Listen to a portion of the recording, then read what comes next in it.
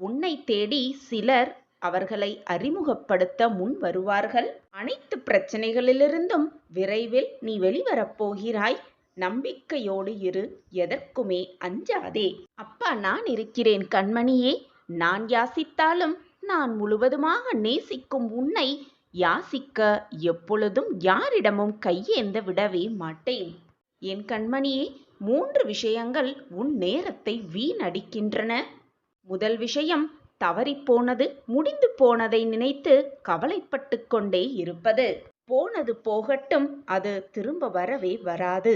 எனவே அதை பற்றி சிந்தனையிலேயே உட்கார்ந்திராமல் உன் வேலையை திறம்பட செய்ய பழகிக்கொள். எப்பொழுதுமே மற்றவர்களோடு உன்னை ஒப்பிட்டு பார்க்காதே. அது ஒரு பொழுதும் பயனளிக்கவே அளிக்காது. கடைசியாக, இந்த உலகத்தில் உள்ள அனைத்து மனிதர்களையும் திருப்திப்படுத்த நினைப்பது இது யாராலும் சாத்தியப்படவே படாது.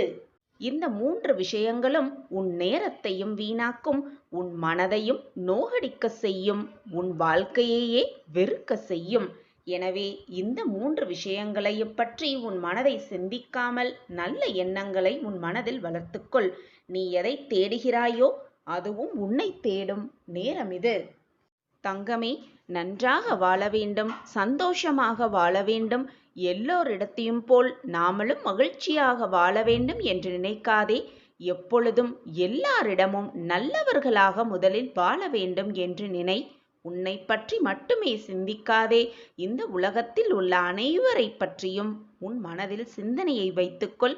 யார் மனதையும் தவறிக்கூட காயப்படுத்தாதே. உன்னை யாராவது பழி வாங்கினால் அவர்களை திருப்பி பழிக்கு பழி வாங்க வேண்டும் என்று நினைக்காதே. அப்படியே அவர்கள் வழியே அவர்கள் போகட்டும் என்று விட்டுவிட்டு உன் வழியை பார்த்து நீ நடந்து செல். அவர்களுக்கு கிடைக்க வேண்டியது அவர்கள் அனுபவிக்க வேண்டியது அவர்கள் அனுபவித்தே தீருவார்கள். இது உன் சாயப்பாவின் சத்திய வாக்கு. என் வாக்கு என்றைக்கும் பொய்த்ததில்லை.